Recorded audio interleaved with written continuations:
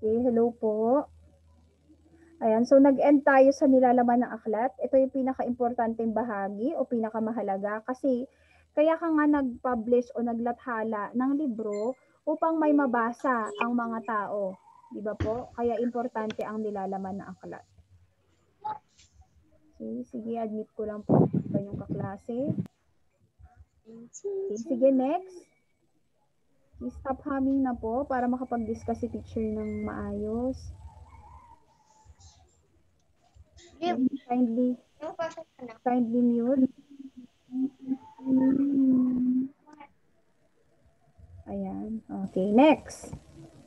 Okay, bibliografiya o talasanggunian. Okay. Ito ang bahagi, okay, na matatagpuan sa hulihang bahagi ng aklat. Dito nakalagay ang mga sangguniang ginamit sa pagbuo ng aklat tulad ng mga aklat, internet site, at iba pa. Okay, so yun po yung bibliography. Sige, tignan natin kung may bibliography itong libro nyo.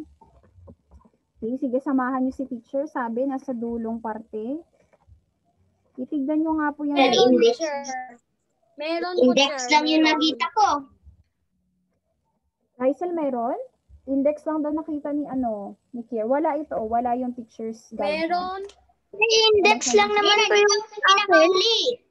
Sabi niya dito, index. Walang Sa dulo. English lang po. Index lang. Sorry, index lang. po. Sorry. Wala naman po. Sorry, index lang. Wala siyang bibliography. Sorry, index. Okay. O sige, okay na po. Index. Wala na pong mag-aaway. Sorry na mag-aaway. Okay, sige, wala na pong mag-aaway. O, ayun. Index lang daw ang meron. O, eto, magbibigyan na si teacher ng halimbawa ng bibliography. Ayan, class. So, ito po ay example ng bibliography. Inuulit ni teacher. Ang bibliography ay naglalaman ng mga impormasyon, okay, kung saan kinuha yung mga nilalaman ng libro.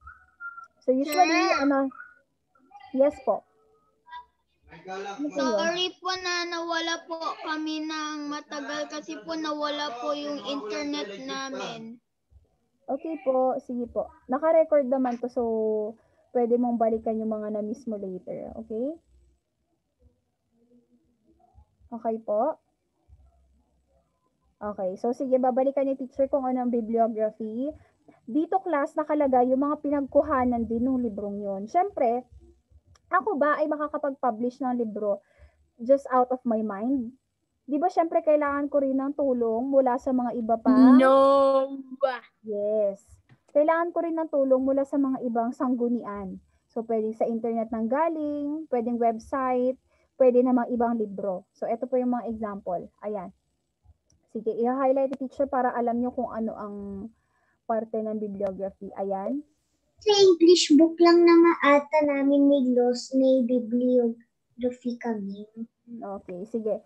Bibilog ay i-underline ni teacher to. I-circle ko pala. Ayan. Etong Abrahams, P.A., K.A., Hargreaves, and K. Berry, 2003. Ito po yung authors, okay, ng pinagkuhanan. Okay, so lahat na makikita natin dyan, ito, itong Arnold Dog, okay, authors po lahat yung mga yan. Okay, pati itong Aslaksen-Helmer, okay, authors ng mga libro yan. Ngayon, asan yung ginawa nila? Okay, ito yung title, Text for the Impatient, URL, okay, kung saan niya kinuha, ito yung website. Okay, ganun po. Ganun ang itsura ng bibliography. Sige. Okay, next. After bibliography, ay ito po pala. Ito yung himay na parte ng bawat impormasyon o bawat sanggunian na pinagkuhanan ng libro.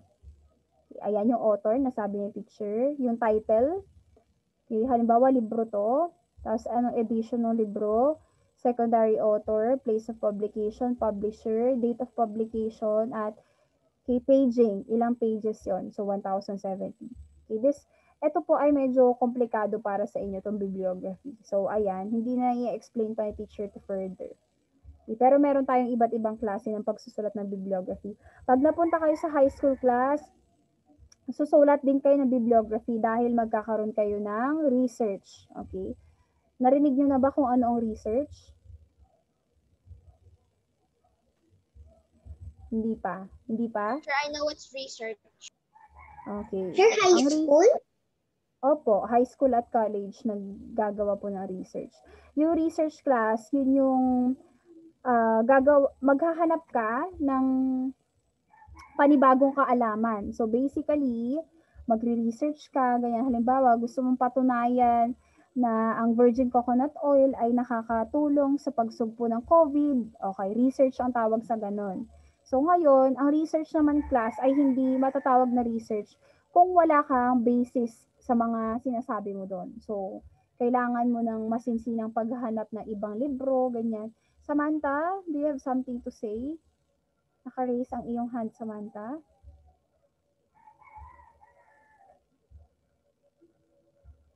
Samantha?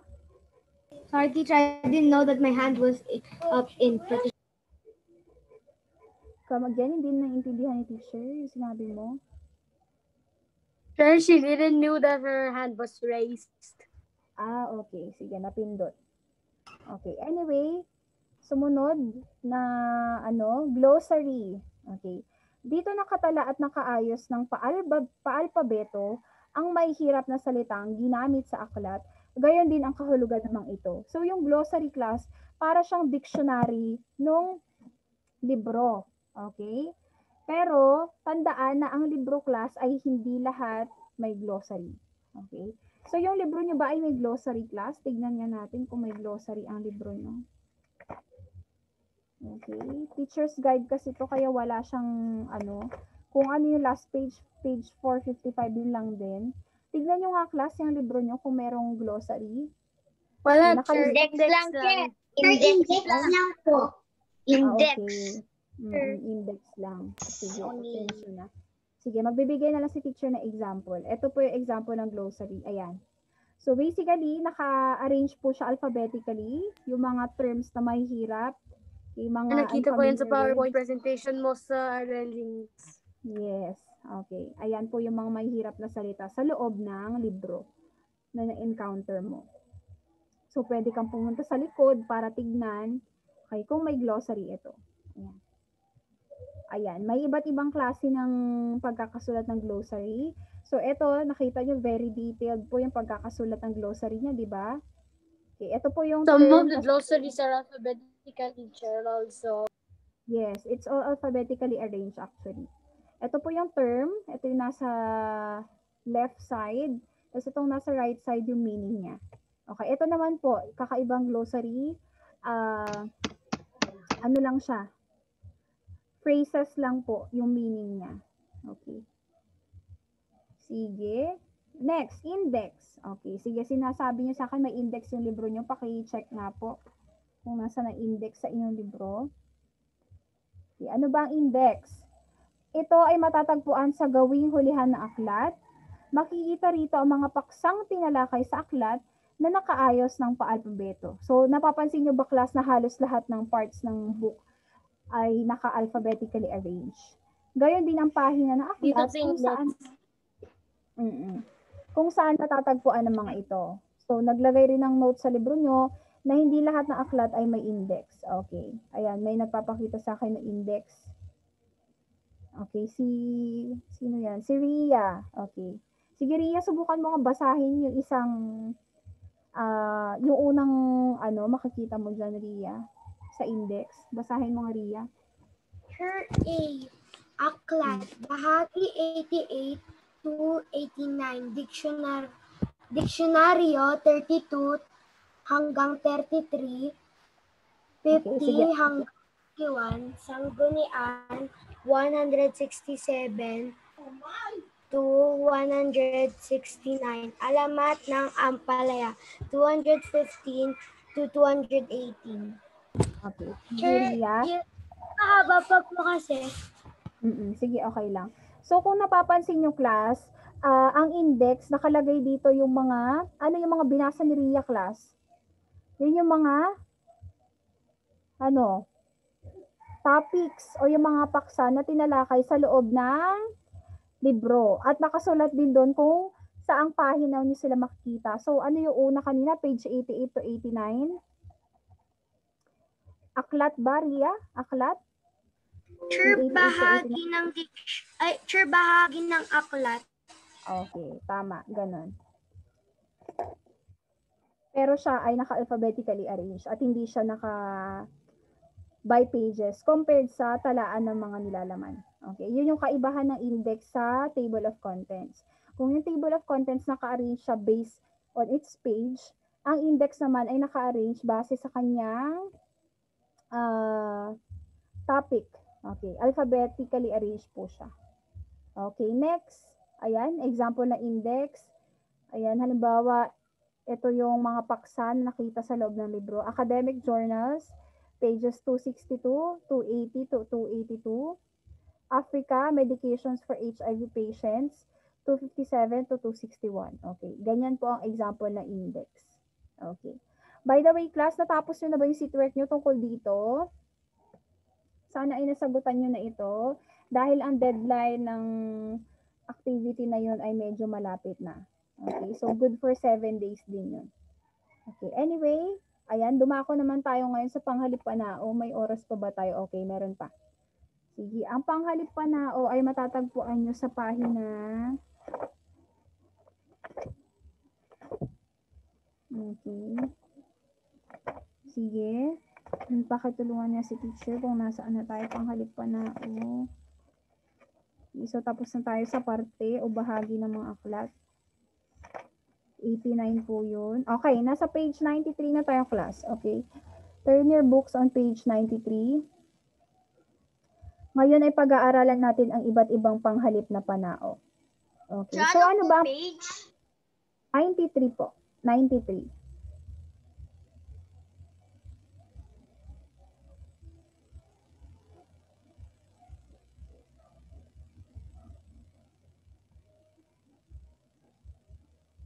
Okay na po? This is after the story, si Juan Masipag.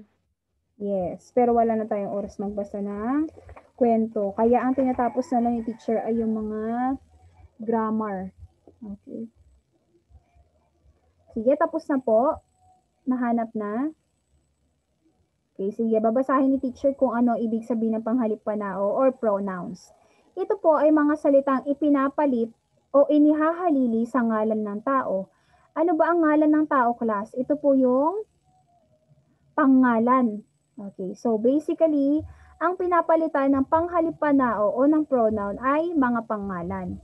Ngayon, panao daw kasi siya. So ibig sabihin, ang panghalip, okay, ang panghalip ay may iba't ibang klase ng, or may iba't ibang pinapalitan. So ito naman, ang sinabi niya dito, okay, ang pinapalitan niya ay ngalan ng tao. Okay, ano ba ang mga halimbawa ng panghalip-panao? Siya, ako, ikaw, o yung mga yun po. Yun yung mga halimbawa ng panghalip-panao. Pero class, ito ay merong tatlong uri, okay, base sa panauhan. Ito yung unang panauhan. Okay, kung napag-aralan nyo na po sa English ang first person, second person, at third person, ito po yun.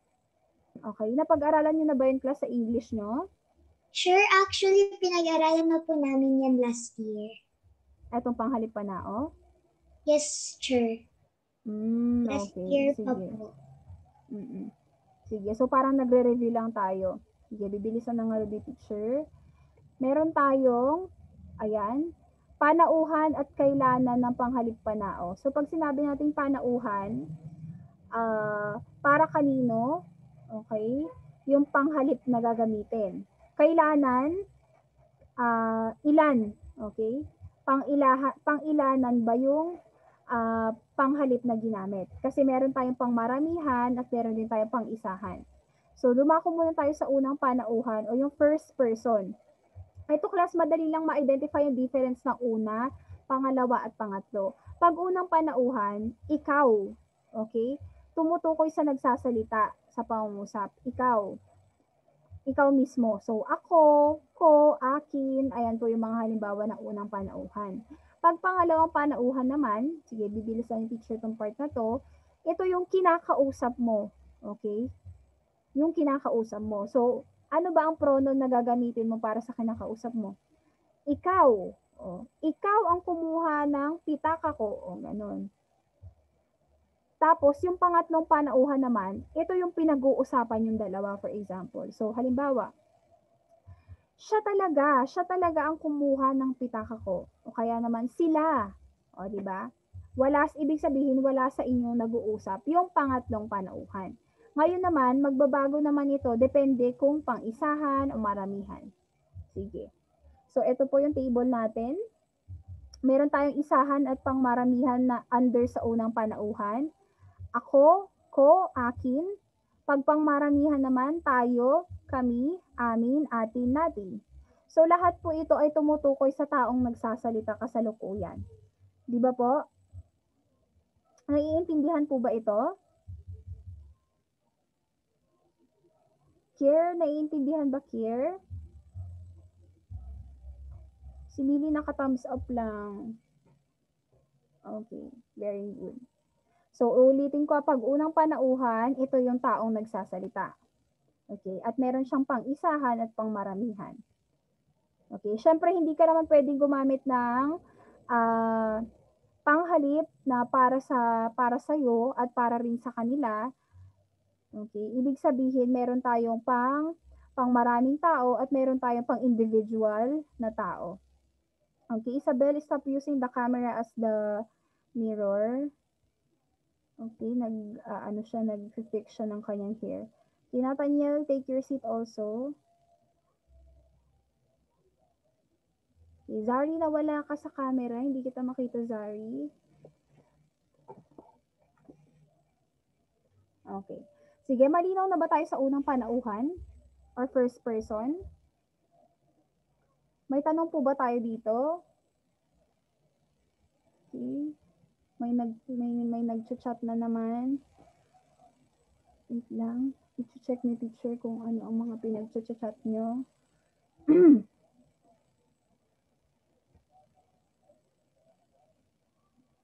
Okay, sige. Yung magpipigo na. Siya ang ginagawa ng mga ibang teachers, pina-private nila. Nasa dun lang sa teacher ang mga i-chat namin. Sige, no one na lang. Ayan. Para wala na makapag-chat. Okay, next. Second person o ikalawang panauhan. Uulitin ko, ang ikalawang panauhan ay yung kinakausap mo. Okay? Ito ay panghalip panaong tumutukoy sa taong kinakausap mo. Okay? So, pinag-uusapan pa rin natin ngayon class ay pronouns. Okay? Or yung panghalip na humahalili sa ngalan ng tao. Okay, ulit. Ito ay tumutukoy sa taong kinakausap na may kailanang isahan at maramihan. So, basically, itong tatlong to, yung una, pangalawa, at ikatlong panauhan, pare-pareho sila na may pang-isahan at pang-maramihan. Okay? Sige. So, ito po yung table natin. Pag-isahan ng ikalawa or second person, ikaw, ka, mo, iyo. Okay. Pag maramihan naman, kayo, inyo, ninyo. Okay? Sige. Hindi nyo naman to kailangan i-memorize. Ang kailangan nyo lang intindihin class is yung logic ng first person, second person, at third person. So, tandaan, pag first person o yung unang panauhan, ikaw na nakikipag-usap. Okay, ano ang pronoun na gagamitin mo sa'yo? Para sa'yo, pag ikaw ang nakikipag-usap. Pag ikalawa naman, ito yung taong kinakausap mo. Pag pangatlo, ito yung pinag-uusapan nyo. Okay? Sige, may ilalagay si teacher dito sa dulo ng activity, tapos sasagutan natin. Okay, at ang huli, ikatlong panauhan, ito yung panghalip panaong tumutukoy sa taong pinag-uusapan na may kailanang isahan at maramihan. So, paulit-ulit lang yung sinasabi ni teacher na pare-pareho ito na merong pang-isahan at pang-maramihan. So, ano po ang mga halimbawa ng ikatlong panauhan? Sa isahan, siya, niya, kanya. Sa maramihan naman, sila, nila, kanila. Okay. Sige, ngayon ay subukan natin ito. Sige. Punan ang patlang na angkop na panghalip panao. Sige, number 1. Okay, pwede nyong tingnan yung na-highlight po na pangalan dito upang alam nyo kung ano ang panghalip na gagamitin nyo upang halilihinan or palitan yung pangalan. So, ang pangalan na papalitan natin dito ay yung mga kaibigan. Sige. Ang mga kaibigan ko ay importante sa akin. Blank, ang aking natatakbuhan sa tuwing ako ay may problema. Okay, so may clue dito sa dulo. Maramihan yung uri ng panghalip-panao at nasa ikatlong panauhan siya. Ibig sabihin, pinag-uusapan. Okay, hindi sila yung taong kausap mo. Okay, let me check. Okay, si Zari, nag-raise na hand si Zari. Ano sa tingin mo ang sagot, Zari?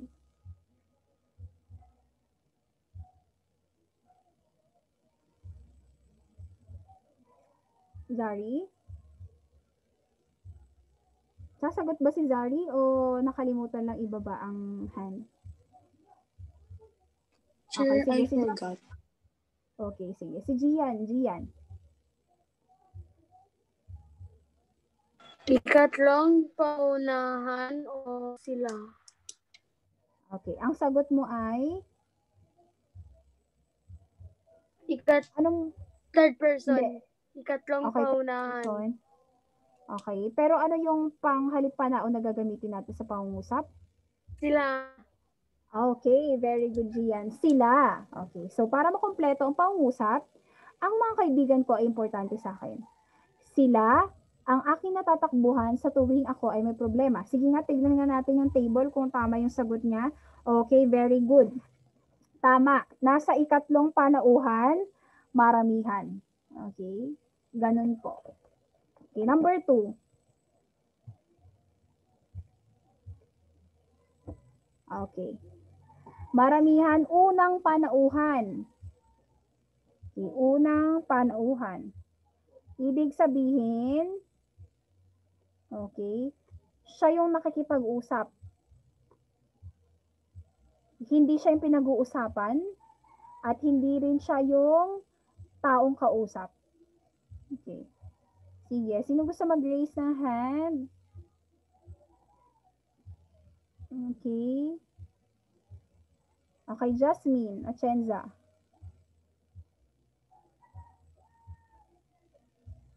Teacher, kami. Okay, very good. Tama. Kami. Okay, di ba kasali ka kasi. Kaya nasa unang panauhan siya. Kami ay may parehong sapatos na Nike. Very good. Okay, number 3. Ay, lumabas yung number 4. Okay, number 3. Ako na ang bahala sa pagkain. At blank naman sa palaro at papremyo. Okay, ano yung clue na nakalagay? Isahan siya under sa ikalawang panauhan o second person. Sige, tignan na natin. Mga hindi pa nakakapag-recite. Okay, sige, si Kier. Gusto ko marinig si Kier. Teacher, ikaw. Okay, tignan natin kung tama. Isahan, ikalawang panauhan. Okay, tama. Ikaw. Ako na ang bahala sa pagkain at ikaw naman sa palaro at papremyo. Very good. Okay, number 4. Gusto ko si Jasmine Kaur ang sasagot ng number 4. Where is Jasmine Kaur? Okay, subukan mo nga, Jasmine. Si Mrs. Domingo ang ating bagong guro. Blank rin ang ating magiging advisor sa taong panuruan na ito. Taong panuruan, class, ibig sabihin school year. Sige, Jasmine. So, ang clue dyan ay isahan siya at ikatlong panauhan. Sir, Ako? po. Kabagyan, Jasmine? Ako po? Hindi po. Hindi po yun ang tamang sagot. Ang ako ay nasa unang panauhan. Tignan mo ulit yung table mo, Jasmine. Ikatlo. Nasa ikatlong panauhan tayo. Sige, subukan mo ulit. Nasa ikatlong panauhan tayo at isahan siya. Siya. Okay, tama. Siya. Siya po ang tamang sagot. Yes po, may nagsasalita. Sir, may I go to the bathroom? Okay, sige po, go na. Okay, so tama si Jasmine for the second time. Si Mrs. Domingo ang ating bagong guro. Siya rin ang ating magiging advisor sa taong panuruan na ito. Okay, so that's good. Alam nyo na kung paano gumamit ng panghalip-panao. Depende kung anong, kung maramihan o isahan. Okay. Sige, may tanong pa po ba sa topic na to, class? O pwede na kayo mag-proceed sa inyong RLX para sagutan ang seat work for today? May tanong pa po? Okay, may mga nag-raise na hand. May tanong pa po? Wala po, Chair. Okay, how about Sure, the others? i-lower mo lahat ng hands, tapos tingnan natin kung sino yung mga magre-raise hand. Okay, sandali.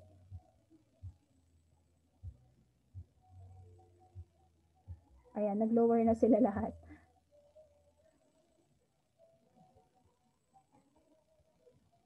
Okay, yan. Sige, may tanong pa po? May katanungan pa? Okay, Nathaniel? Naka-raise pa rin ang hand ni Nathaniel? Sir, can I wash my hands now? Okay. O sige po, pwede na mag-wash ng hands. Tapos naman na po tayo. Okay, so sige class, kung wala na kayong katanungan, pwede nyo na i-check yung RL links nyo kasi may activity or seat work si teacher na iniwan doon. Okay, tungkol din po ito sa panghalip panao. Okay? Sige, bali may ano na tayo, ilang seat work na yung andon. Yung tungkol sa bahagi ng aklat, tungkol sa gamit ng pangalan at ito. So, bali 3 na po. Dapat 3 na po ang masasagutan nyo by the end of this week. Okay po? Okay po, class? Answer, teacher? Opo. Okay. Teacher. Draw the screen. Si Mikey, lumabas yung pangalan niya. Baka aksidente lang. Sige, hayaan na natin. Okay, sige, yun lang, class. Paalam na sa inyong lahat. Bye-bye. Bye-bye.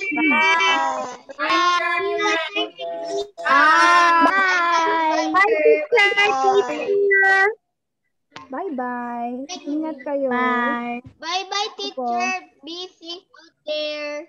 Yes, be safe also. Ingat tayo sa bagyo.